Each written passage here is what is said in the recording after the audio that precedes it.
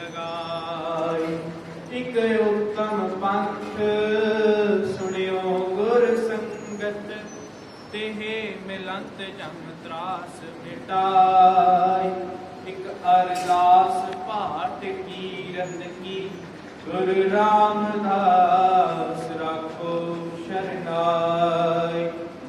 सतनाम श्री वाहेगुरु साहिब जी।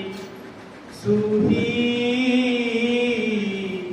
महला पंजवा, जिसके सिर ऊपर तू स्वामी, सो दुख कैसा पावे।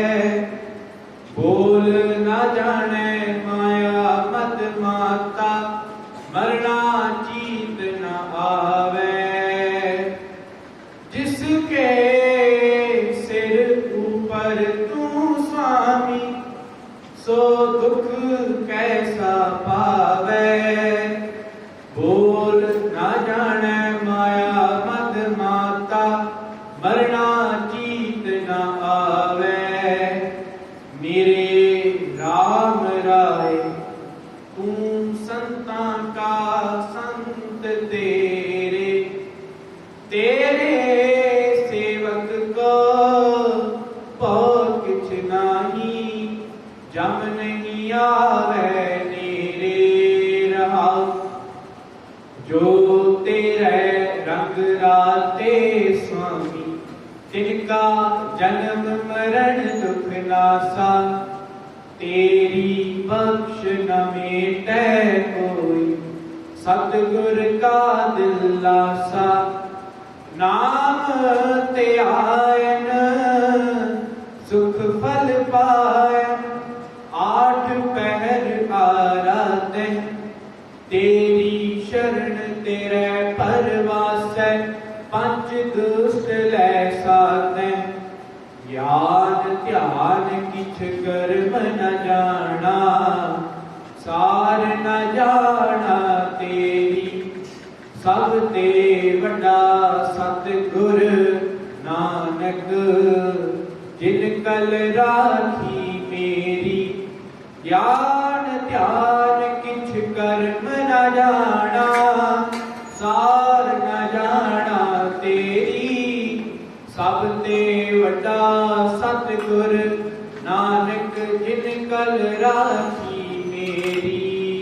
वाहिगुरु जी का खालसा, वाहिगुरु जी की फतेह।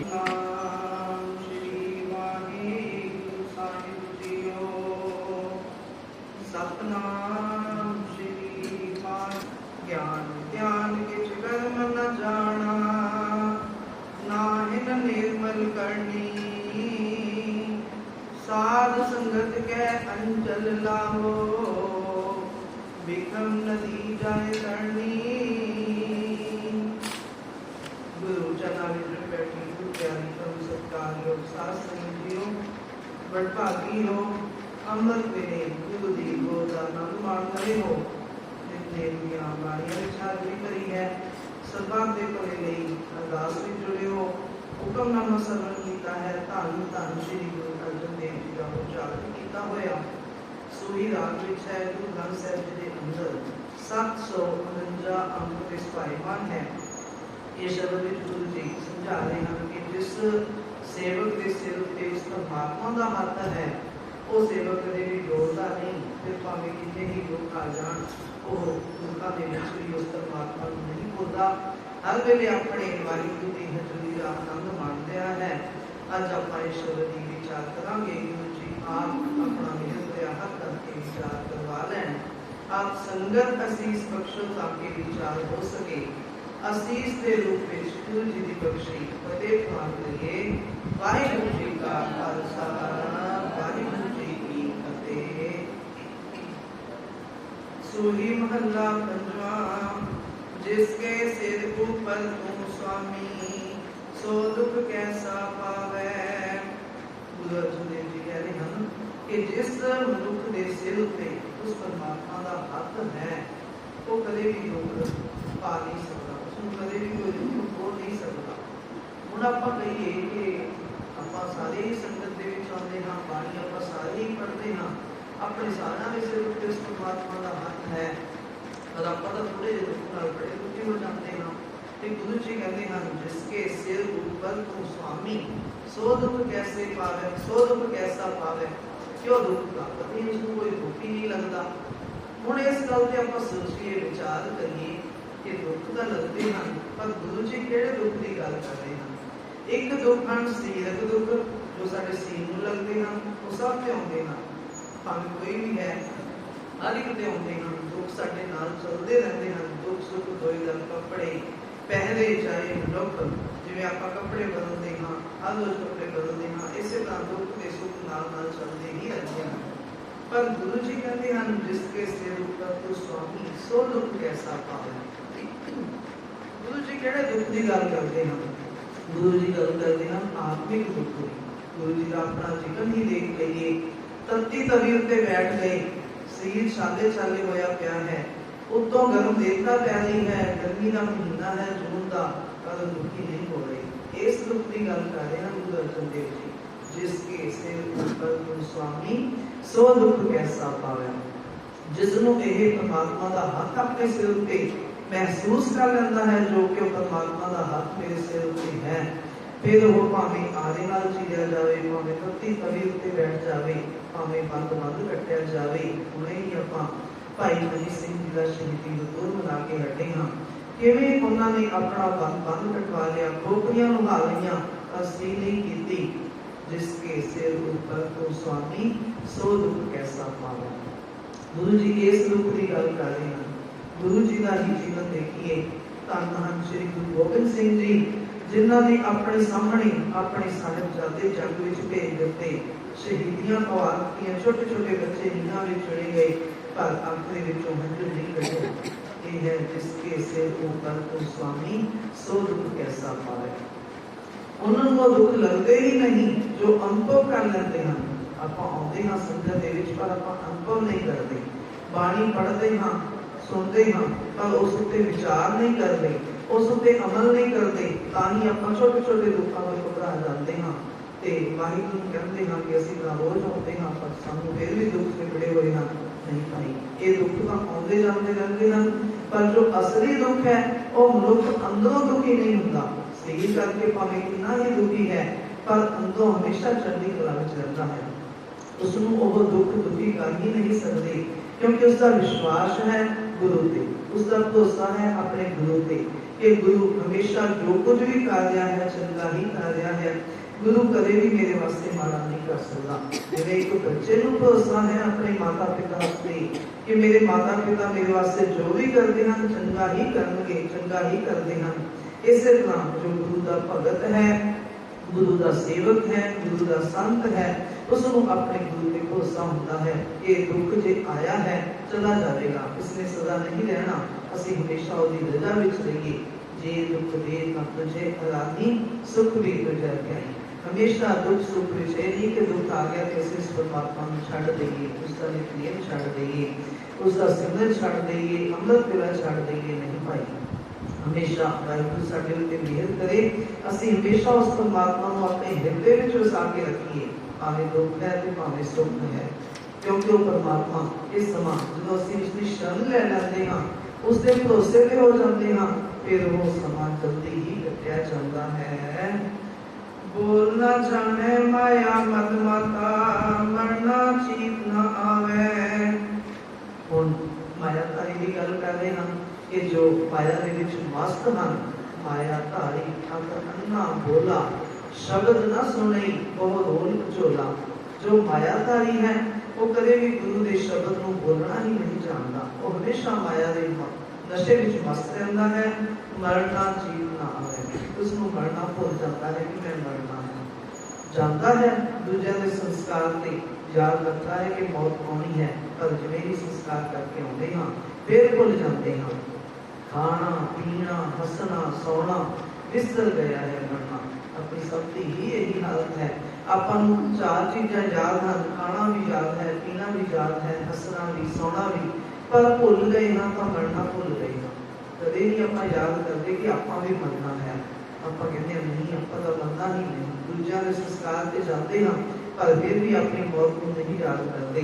जे अपनी मौत को याद रखिए तो असीं अपना जीवन सवार सकते हैं। फिर असीं कदे भी कोई किसी की निंदा चुगली गुस्सा क्रोध साडे अंदर ये औगण अपने आप खत्म हो जान, क्योंकि मरण का डर जो साडे अंदर एक जावे कि असीं मरना है, फिर असीं कदे भी कोई माड़े काम ना करिए।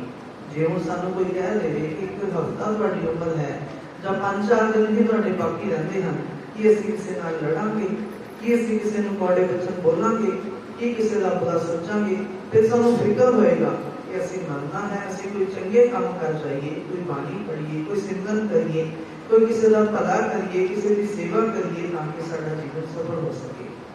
इस करके मौत का चिंतन को असीं अंदर रखिए तां ही असीं अपना जीवन सफल कर सकते हैं। पर गुरु जी कहते हैं जो परमात्मा ਨੂੰ ਭੁੱਲ ਜਾਂਦਾ है माया के नशे विच, वो फिर गुरबाणी बोलनी भुल जाता है, उसको शब्द भुल जाता है गुरु का।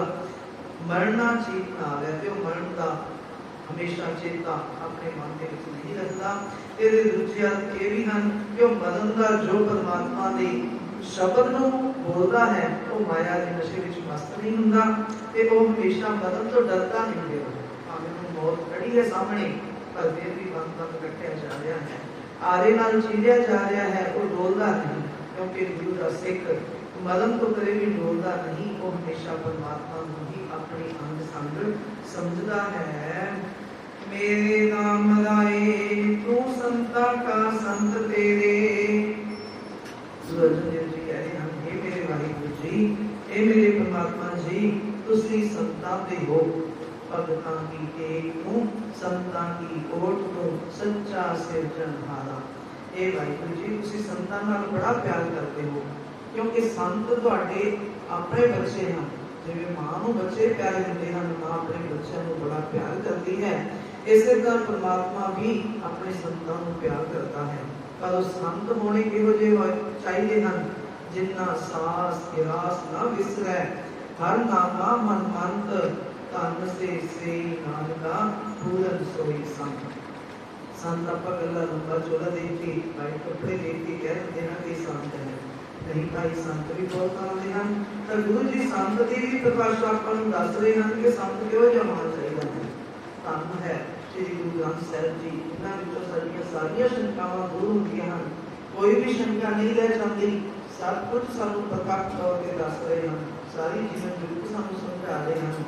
तो गुरु जी कहते हैं कि तुसीं संतां नूं बड़ा प्यार करते हो, क्योंकि प्रभ जी बसै सारी की रसना, परमात्मा आप संतां की रसना के उत्ते वास करता है। तेरे सेवक को पौ किछ नाही, जम नहीं आवे नेड़े। जो परमात्मा का सेवक बन जाता है वो कदे भी किसी तो डरता नहीं, फिर वो जम उहदे नेड़े नहीं आ सकते, क्योंकि जमदूतां नूं भी हुक्म है जय साधु गोविंद भजन कीर्तन नानक नीत, ना हो ना तू न छुटै नित न जाई गुरु। धन जी का भी हुक्म है जमदूतां नूं कि जिथे परमात्मा के सेवक बंदगी करते हैं, परमात्मा की कीर्ति करते हैं, कीर्तन करते हैं, उत्थे तुसीं नहीं जाना। तो गुरु जी कहते हैं तेरे सेवक को भौ किछ नाही, जम नहीं आवे नाल नारायण तेरे, जम नहीं आवे नेड़े। जिथे परमात्मा नाल हुंदा है उत्थे जमां दा कोई बात नहीं चलती, फिर वो वापस चले जाते हैं। संगत दे विच उन्हां नूं आउण दा हुक्म ही नहीं, क्योंकि जिथे वो संगत हो रही है, जिथे परमात्मा की कीर्ति हो रही है, कीर्तन हो रहा है, उत्थे ना वो आ ही नहीं सकते। धनकार का भी हुक्म है रहाओ, जो तेरे रंग राते स्वामी, तिनका जन्म मरण दुख नासा। अर्जुन देव जी कह रहे हैं कि जो तुहाडे नाम दे विच रंगे जाते हैं, सच्चे सेती रतियां मिलिया के थावे थां, फिर वो थावियां पूरी थां मिल जाती है जो परमात्मा के नाम विच रंगे जाते हैं। इनका जन्म मरण दुख नासा, जो नाम के रंग विच रंगे जाते हैं उन्हां दा जन्म मरण खत्म हो जाता है। फिर एक के आवन फिर जो ना आया, फिर वो बार-बार जमते बनते नहीं, तो अपना जन्म मरण मुका के जाते हैं। एक बार साखी होती है, राजा संकेत मंडी का गुरु जी के चरणों में आया, ਤੇ ਅੱਗੋਂ ਕੀਰਤਨ ਹੋ ਰਿਹਾ ਸੀ, ਲੇਖ ਨਾ ਮੇਟਈ ਹੈ ਸਖੀ ਜੋ ਲਿਖਿਆ ਕਰਤਾ। ਹੁਣ ਰਾਜੇ ਨੇ ਇਹ ਸ਼ਬਦ ਸੁਣਿਆ, ਉਸਦੇ ਮਨ ਵਿੱਚ ਸ਼ੰਕਾ ਪੈਦਾ ਹੋਈ ਕਿ ਤੁਸੀਂ ਤਾਂ ਕਹਿੰਦੇ ਹੋ ਕਿ ਗੁਰੂ ਦੇ ਚਰਨਾਂ ਵਿੱਚ ਜੋ ਵੀ ਆ ਜਾਂਦਾ ਹੈ ਉਸਦਾ ਜਨਮ ਮਰਨ ਖਤਮ ਹੋ ਜਾਂਦਾ ਹੈ, ਪਰ ਬਾਣੀ ਤਾਂ ਕਹਿ ਰਹੀ ਹੈ ਲੇਖ ਨਾ ਮੇਟਈ ਹੈ ਸਖੀ ਜੋ ਲਿਖਿਆ ਕਰਤਾ। ਫਿਰ ਗੁਰੂ ਚਰਨਾਂ ਵਿੱਚ ਆਉਣ ਦਾ ਕੀ ਲਾਭ ਹੈ, ਬਾਣੀ ਪੜ੍ਹਨ ਦਾ ਕੀ ਲਾਭ ਹੈ। ਹੁਣ ਗੁਰੂ ਜੀ ਨੇ ਕਿਹਾ ਕਿ ਤੁਹਾਨੂੰ ਜੇ ਐਵੇਂ ਦੱਸ ਦਈਏ ਤਾਂ ਤੁਹਾਡੇ ਤੇ ਅਸਰ ਨਹੀਂ ਹੋਣਾ, ਕੱਲ ਨੂੰ ਤੁਹਾਡੇ ਪ੍ਰਸ਼ਨ ਦਾ ਉੱਤਰ ਦੇਵਾਂਗੇ। ਹੁਣ ਰਾਜਾ ਗਿਆ, ਘਰ ਜਾ ਕੇ ਸੌਂ ਗਿਆ। ਰਾਤ ਨੂੰ ਸੁਪਨੇ ਵਿੱਚ ਕੀ ਦੇਖਦਾ ਹੈ, ਨੀਚਾਂ ਦੇ ਘਰ ਉਸ ਰਾਜੇ ਦਾ ਜਨਮ ਹੁੰਦਾ ਹੈ, ਗਰੀਬਾਂ ਦੇ ਘਰ ਬੱਚੇ ਹਨ, ਭੁੱਖੇ ਬਿਲਕਦੇ ਹਨ ਤੇ ਬੱਚੇ ਕਹਿ ਰਹੇ ਹਨ ਕਿ ਸਾਨੂੰ ਭੁੱਖ ਲੱਗੀ ਹੈ, ਸਾਨੂੰ ਕੁਝ ਖਾਣ ਨੂੰ ਲਿਆ ਕੇ ਦੇ। ਉਹ ਰਾਜਾ ਜੋ ਨੀਚਾਂ ਦੇ ਘਰ ਜਨਮ ਲਿਆ ਸੀ ਜਾਂਦਾ ਹੈ, ਬਿਲਕੁਲ ਤੋੜਨ ਲੱਗਦਾ ਹੈ, ਉੱਤੇ ਚੜਦਾ ਹੈ ਤੇ ਉੱਤੋਂ ਡਿੱਗ ਕੇ ਉਸ ਦੀ ਮੌਤ ਹੋ ਜਾਂਦੀ ਹੈ। ਤੇ ਜਦੋਂ ਮੌਤ ਹੁੰਦੀ ਹੈ, ਉਹ ਡਿੱਗਦਾ ਹੈ ਤੇ ਉਸ ਦੀ ਜਾਗ ਖੁੱਲ ਜਾਂਦੀ ਹੈ। ਆਉਂਦਾ ਹੈ ਘਰ, ਸੋਚਦਾ ਹੈ ਕਿ ਮੈਂ ਕਿਹੜਾ ਸੁਪਨਾ ਦੇਖਿਆ। ਦੂਜੇ ਦਿਨ ਫਿਰ ਜਾਂਦਾ ਹੈ ਗੁਰੂ ਜੀ ਦੇ ਚਰਨਾਂ ਵਿੱਚ ਤੇ ਕਹਿਣ ਲੱਗਿਆ ਕਿ ਮੇਰੇ ਸਵਾਲ ਦਾ ਉੱਤਰ ਤੁਸੀਂ ਕਿਹਾ ਸੀ ਕੱਲ ਨੂੰ ਦੇਵਾਂਗੇ, ਮੇਰੇ ਸਵਾਲ ਦਾ ਉੱਤਰ ਦਿਓ ਮੈਨੂੰ। ਗੁਰੂ ਜੀ ਨੇ ਕਿਹਾ ਤੁਹਾਡੇ ਸਵਾਲ ਦਾ ਉੱਤਰ ਤਾਂ ਰਾਤ ਸੁਪਨੇ ਵਿੱਚ ਹੀ ਤੁਹਾਨੂੰ ਮਿਲ ਗਿਆ ਹੈ। ਤੇ ਰਾਜੇ ਨੂੰ ਸੁਪਨਾ ਚੇਤੇ ਆਇਆ ਕਿ ਵਾਕਈ ਰਾਤ ਮੈਂ ਸੁਪਨਾ ਦੇਖਿਆ ਹੈ। ਗੁਰੂ ਜੀ ਨੇ ਪੁੱਛਿਆ ਕੀ ਸੁਪਨਾ ਵੇਖਿਆ ਹੈ ਕਿ ਮੇਰਾ ਨੀਚਾਂ ਦੇ ਘਰ ਜਨਮ ਹੋਇਆ ਹੈ, ਮੇਰੇ ਬੱਚੇ ਹਨ, ਭੁੱਖੇ ਹਨ, ਗਰੀਬ ਹਨ, ਖਾਣ ਵਾਸਤੇ ਕੁਝ ਮੰਗਦੇ ਹਨ ਤੇ ਮੈਂ ਦਿਲ ਤੋੜਨ ਗਿਆ ਕਿ ਉਸਨੂੰ ਡਿੱਗਿਆ ਤੇ ਮੇਰੀ ਮੌਤ ਹੋ ਗਈ। ਗੁਰੂ ਜੀ ਨੇ ਸਮਝਾਇਆ ਕਿ ਜੋ ਕੁਝ ਤੁਸੀਂ ਸੁਪਨੇ ਵਿੱਚ ਵੇਖਿਆ ਹੈ ਇਹ ਪ੍ਰਤੱਖ ਹੋਣਾ ਸੀ ਤੁਹਾਡੇ ਨਾਲ, ਪਰ ਜੋ ਤੁਸੀਂ ਗੁਰੂ ਚਰਨਾਂ ਵਿੱਚ ਆਏ ਹੋ, ਗੁਰੂ ਦੀ ਬਾਣੀ ਸਰਵਣ ਕੀਤੀ ਹੈ, ਇਸ ਨਾਲ ਗੁਰੂ ਨੇ ਅਕਾਲ ਪੁਰਖ ਨੇ ਤੁਹਾਡਾ ਇਹ ਦੁੱਖ ਕੱਟ ਕੇ ਸੁਪਨੇ ਦੇ ਵਿੱਚ ਹੀ ਕੱਟ ਦਿੱਤਾ।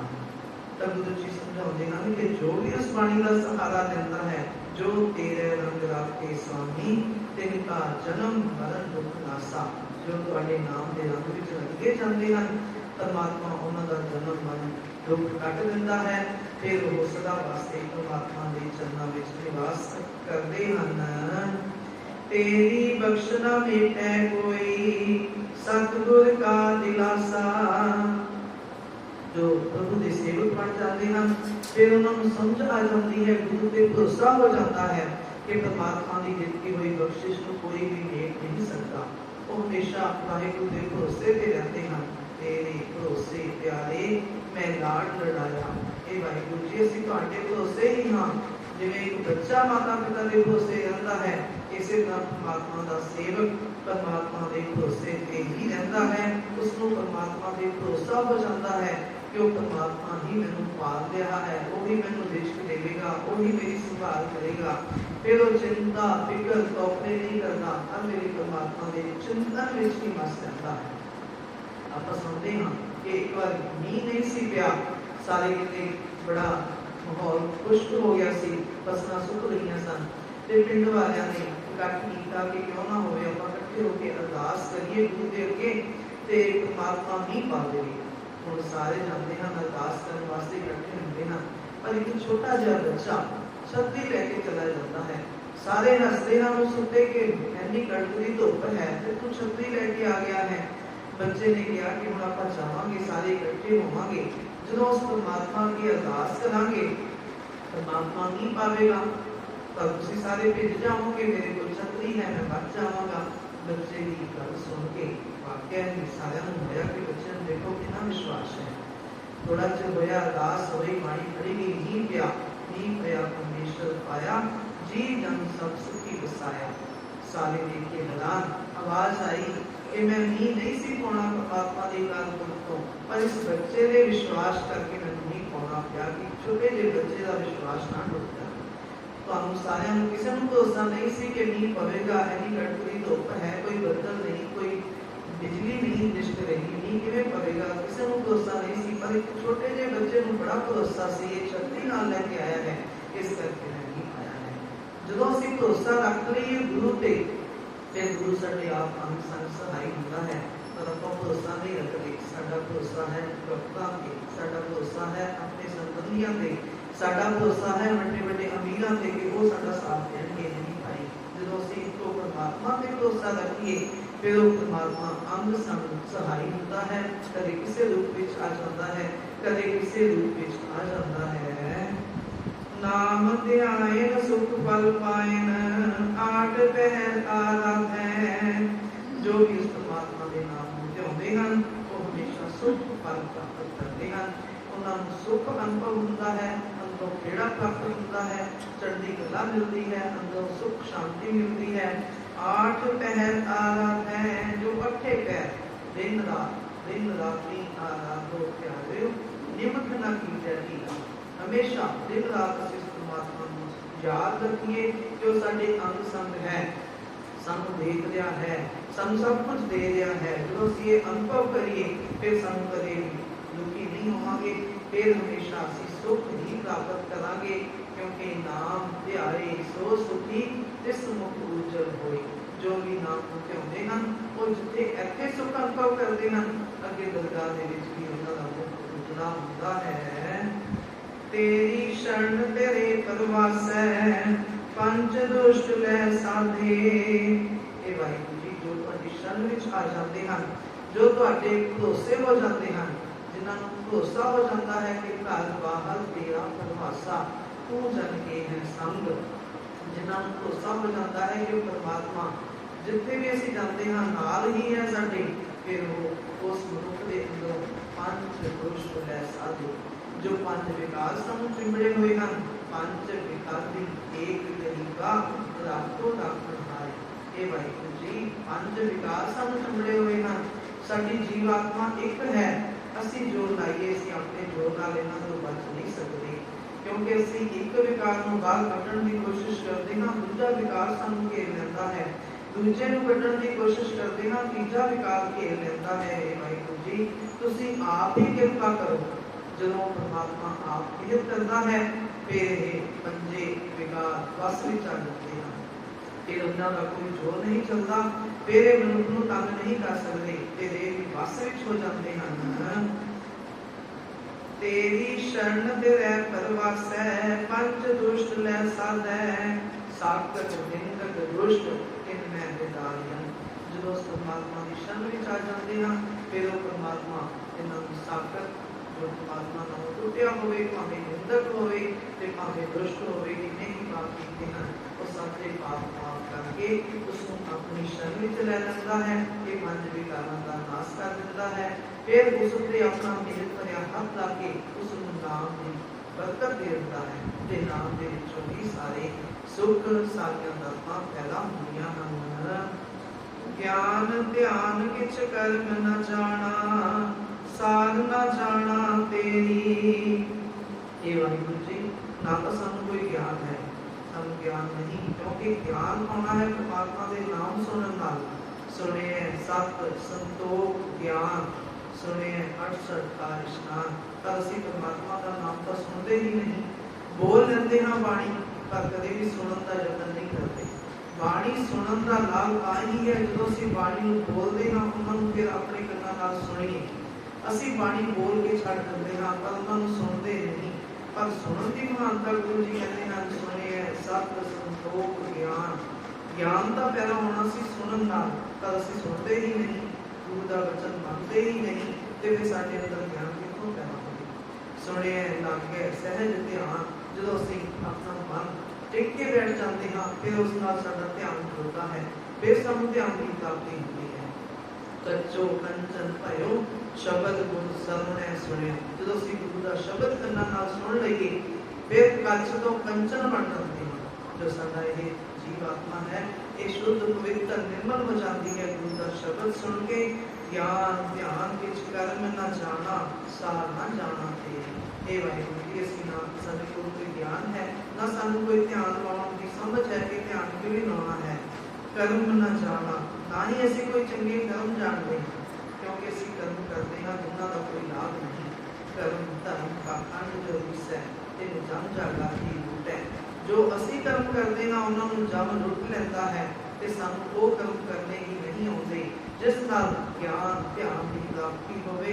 सार न जाना तेरी। हे वाहिगुरू जी सानू तुहाडे बारे कोई समझ नहीं कि तुसीं किन्ने वड्डे हो, तुसीं किवें साडे गुनाहां नूं बख्श दिंदे हो, ਕਿਵੇਂ ਸਾਡੇ ਗੁਨਾਹਾਂ ਨੂੰ ਦੇਖ ਕੇ ਅਣਡਿੱਠ ਕਰ ਦਿੰਦੇ ਹੋ। ਅਸੀਂ ਤਾਂ ਸੁਬਹ ਤੋਂ ਲੈ ਕੇ ਜੇ ਅਸੀਂ ਗਿਣਤੀ ਕਰੀਏ ਆਪਣੇ ਪਾਪਾਂ ਦੀ ਤਾਂ ਲਿਖ ਨਹੀਂ ਸਕਦੇ। ਕਈ ਵਾਰੀ ਕੋਸ਼ਿਸ਼ ਕਰੀਏ ਆਪਾਂ ਲਿਖਣ ਦੀ ਕਿ ਅੱਜ ਅਸੀਂ ਸਵੇਰ ਤੋਂ ਲੈ ਕੇ ਸ਼ਾਮ ਤੱਕ ਕੀ ਕੀਤਾ ਹੈ, ਸਾਡੇ ਅੰਦਰ ਕੀ ਵਿਚਾਰ ਆਏ ਹਨ, ਤਾਂ ਲਿਖਣਾ ਬਹੁਤ ਔਖਾ ਹੋ ਜਾਵੇਗਾ। ਆਪਣਾ ਸੋਚਿਆ ਹੋਇਆ, ਆਪਣੇ ਕੀਤੇ ਹੋਏ ਕਰਮ ਸਾਨੂੰ ਕਾਪੀ ਦੇ ਆਪਣੇ ਹੱਥ ਨਾਲ ਲਿਖਣੇ ਹੀ ਔਖੇ ਹੋ ਜਾਣਗੇ ਤੇ ਅਸੀਂ ਉਹਨਾਂ ਨੂੰ ਮਾਫ ਕਿਵੇਂ ਕਰਵਾਵਾਂਗੇ। ਸੋਚੀਏ, ਥੋੜਾ ਜਿਹਾ ਆਪਣੇ ਕਰਮਾਂ ਵੱਲ ਧਿਆਨ ਦੇਈਏ, ਆਪਣੇ ਸੋਚਣ ਵੱਲ ਧਿਆਨ ਦੇਈਏ ਤੇ ਗੁਰੂ ਅੱਗੇ ਅਰਦਾਸ ਕਰੀਏ ਕਿ ਵਾਹਿਗੁਰੂ ਜੀ ਤੁਸੀਂ ਆਪ ਹੀ ਕਿਰਪਾ ਕਰੋ, ਕਿਉਂਕਿ ਤੁਸੀਂ ਵੱਡੇ ਵੱਡੇ ਪਾਪੀਆਂ ਨੂੰ ਤਾਰ ਦਿੱਤਾ, ਵੱਡੇ ਵੱਡੇ ਗੁਨਾਹਾਂ ਨੂੰ ਮਾਫ ਕਰਨ ਵਾਲੇ ਹੋ, ਸਭ ਦੇ ਵੱਡ ਸਮਰੱਥ ਗੁਰਦੇਵ। तो गुरु जी परमात्मा सबको बख्शनहार हन। सब ते वड्डा सतगुरु नानक जिन कल राखी मेरी। वो परमात्मा गुरु नानक मेरा सब तो वड्डा है, उस तो वड्डा हो कोई नहीं।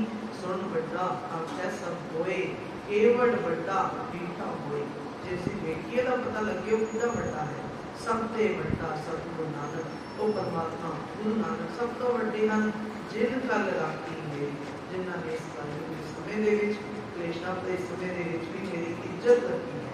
ਜਦੋਂ ਅਸੀਂ ਉਸ ਦੀ ਸ਼ਰਨ ਵਿੱਚ ਆਉਂਦੇ ਹਾਂ ਫਿਰ ਉਹ ਆਪਣਾ ਬਿਰਧ ਹੈ ਉਹਦਾ ਜੋ ਸ਼ਰਨ ਆਵੇ, ਇਸ ਕੰਠ ਲਾਵੇ, ਹਰ ਬਿਰਧ ਸੁਆਮੀ ਸੰਦਾ। ਇਹ ਉਸ ਦਾ ਸੁਭਾਅ ਹੈ। ਗੁਰ ਪੂਰੇ ਮੇਰੀ ਰਾਖ ਲਈ ਪਰਮਾਤਮਾ ਸ਼ਰਨ ਆਉਣ ਦੀ ਲਾਜ ਰੱਖਦਾ ਹੈ। ਜਦੋਂ ਅਸੀਂ ਉਸ ਦੀ ਸ਼ਰਨ ਵਿੱਚ ਆ ਜਾਂਦੇ ਹਾਂ ਫਿਰ ਉਹ ਸਾਡੇ ਔਗਣਾਂ ਨੂੰ ਚਿਤਾਰਦਾ ਨਹੀਂ। ਜਿਵੇਂ ਮਾਂ ਆਪਣੇ ਬੱਚੇ ਦੇ ਔਗਣਾਂ ਨੂੰ ਨਹੀਂ ਚਿਤਾਰਦੀ। सुत अपराध करत है जेते, जननी जीव न राक्षस देते। राम मैया औ बारिक तेरा, काहे न खंडस अवगुण मेरा। जे एक मां अपने बच्चे दे औगुणां ਨੂੰ ਚੇਤੇ ਨਹੀਂ ਰੱਖਦੀ ਤੇ ਕੋ ਕੇ ਉਸ ਨੂੰ ਆਪਣੇ ਗਲ ਨਾਲ ਲਾ ਲੈਂਦੀ ਹੈ, ਫਿਰ ਉਹ ਪਰਮਾਤਮਾ ਸਾਡਾ ਐਡਾ ਵੱਡਾ ਮਾਲਕ ਹੈ, ਸਭ ਤੋਂ ਵੱਡਾ ਸਤਿਗੁਰੂ ਨਾਨਕ, ਫਿਰ ਉਹ ਸਾਡੇ ਔਗੁਣਾਂ ਨੂੰ ਕਿਉਂ ਨਹੀਂ ਮਾਫ ਕਰੇਗਾ। देखिए साढ़े सामने उदाहरण ਹਨ। अजामल पापी गंगा पापण कितने बड़े पापी सी जो तर गए तो सानू भी बख्श देगा। पर लोड़ है उसकी शरण में आने की। ਜਦੋਂ ਅਸੀਂ ਉਸ ਦੀ ਸ਼ਰਨ ਵਿੱਚ ਆ ਜਾਈਏ, ਆਪਣੇ ਪਿਛਲੇ ਗੁਨਾਹਾਂ ਨੂੰ ਕਬੂਲ ਕਰ ਲਈਏ ਕਿ ਵਾਹਿਗੁਰੂ ਜੋ ਸਾਡੇ ਤੋਂ ਗੁਨਾਹ ਹੋਏ ਹਨ ਉਹਨਾਂ ਨੂੰ ਮਾਫ ਕਰ ਦਈਏ, ਅੱਗੇ ਵਾਸਤੇ ਕਰਨ ਤੋਂ ਤੋਬਾ ਕਰੀਏ, ਪਛਤਾਵਾ ਜਿੱਥੇ ਕਰੀਏ ਉੱਥੇ ਇਹ ਨਹੀਂ ਕਿ ਅੱਗੇ ਵਾਸਤੇ ਫਿਰ ਉਹੀ ਔਗਣ ਕਰੀ ਜਾਈਏ, ਫਿਰ ਇਸ ਤਰ੍ਹਾਂ ਨਹੀਂ ਹੋਵੇਗਾ। ਜਦੋਂ ਅਸੀਂ ਪਿਛਲੇ ਔਗਣ ਬਖਸ਼ ਲਏ ਤਬ ਆਗੇ ਮਾਰਗ ਪਾਵੇ, ਕਿਉਂਕਿ ਪਰਮਾਤਮਾ ਦਾ ਇਹ ਬਿਰਧ ਹੈ, ਉਹ ਸਾਡੇ ਪਿਛਲੇ ਔਗਣਾਂ ਨੂੰ ਬਖਸ਼ ਕੇ ਅੱਗੇ ਵਾਸਤੇ ਸਹੀ ਰਸਤੇ ਉੱਤੇ ਪਾ ਦਿੰਦਾ ਹੈ, ਸੰਗਤ ਬਖਸ਼ ਦਿੰਦਾ ਹੈ। ਸੰਗਤ ਦੇ ਵਿੱਚ ਜਦੋਂ ਸੰਤਾਂ ਨਾਲ ਮਿਲਾਪ ਹੁੰਦਾ ਹੈ ਫਿਰ ਉਹ ਦੱਸਿਓ ਮਾਰਗ ਸੰਤੋ ਕਿਉਂ ਪ੍ਰਭੂ ਮਿਲਣਾ, ਫਿਰ ਸਾਨੂੰ ਮਾਰਗ ਦੱਸ ਦਿੰਦੇ ਹਨ। ਇਹ ਰਸਤਾ ਕੀ ਹੈ ਪਰਮਾਤਮਾ ਦੇ ਨਾਲ ਮਿਲਣ ਦਾ, ਫਿਰ ਅਸੀਂ ਉਸ ਰਸਤੇ ਉੱਤੇ ਤੁਰ ਕੇ ਉਸ ਪਰਮਾਤਮਾ ਦੀ ਹਜ਼ੂਰੀ ਦਾ ਆਨੰਦ ਮਾਣ ਸਕਦੇ ਹਾਂ।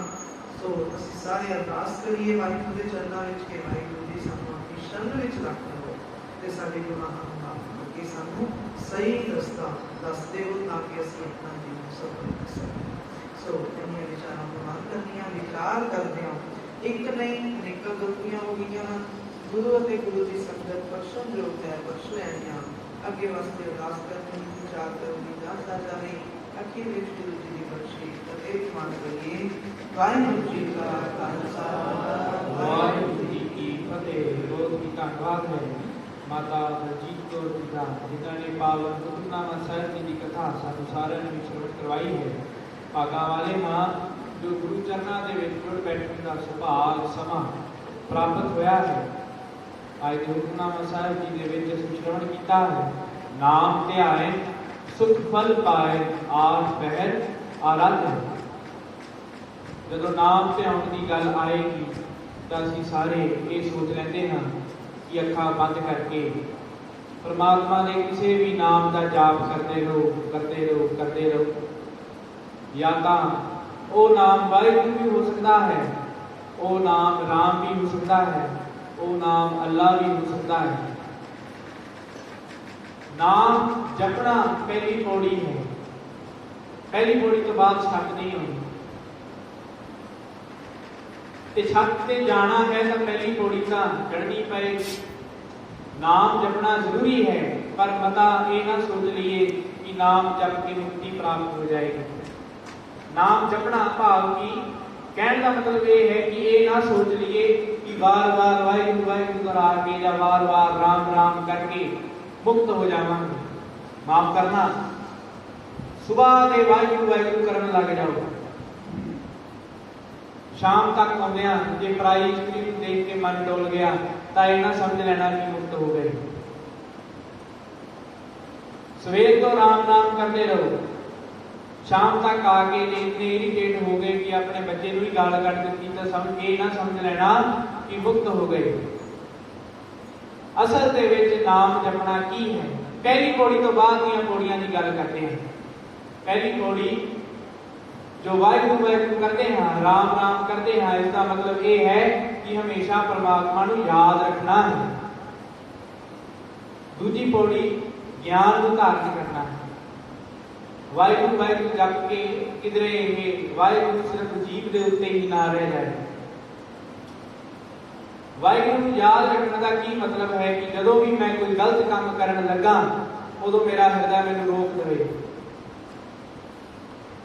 राम नाम जपण का यह मतलब है कि जदों मैं कोई कर्म करन लगा, जदों भी कोई पाप करन लगा तो मेरे हाथ कंब जाण कि मेरा वाहिगुरू, मेरा राम, मेरा अल्लाह, मेरा गॉड मैनू ये सलाह नहीं दिता, मैनू ये इजाजत नहीं दिता कि तू ये काम कर। ये है असल दे विच नाम ध्याना। नाम ध्याए सुख फल पाए, आठ पहर आराधे। अठों पैर अगर परमात्मा को याद करना है, अठों पैर अगर सुख दे विच रहना है तो वाहिगुरू वाहिगुरू करके अठे पैर असीं परमात्मा को याद कर ही नहीं सकते।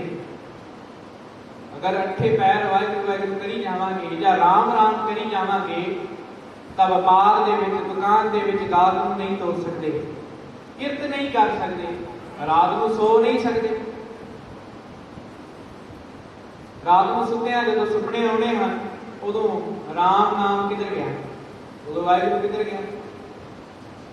हाँ, अगर अठे पैर उस परमात्मा के हुक्म दे विच रहांगे, अठों पैर परमात्मा की गुरु की सलाह मनांगे तो इस तरह असीं अठे पैर नाम जप सकते हैं ते सुख की प्राप्ति कर सकते हैं। नाम ध्याए सुख फल पाए, आठ पहर आराधे। इस तरह असीं परमात्मा को याद करना है जिस तरह गुरबाणी सानूं सलाह दिंदी है। जिस तरह असीं जिउंदे जी मुक्त हो सकते हाँ, मरण तो बाद मुक्त होने के लारियां ते ना रह जाइए। जिउंदे जी अपने मन नूं ढोल के देख लईए कि मुक्त हाँ कि नहीं है। इतनियां तो विचारा प्रमाण करनियां, गलती भुल चुक की क्षमा कर देनी। हुण आसा दी बात दे कीर्तन बीबी जशनप्रीत कौर जी पासों श्रवण करिए। वाहिगुरू जी का खालसा, वाहिगुरू जी की फतेह।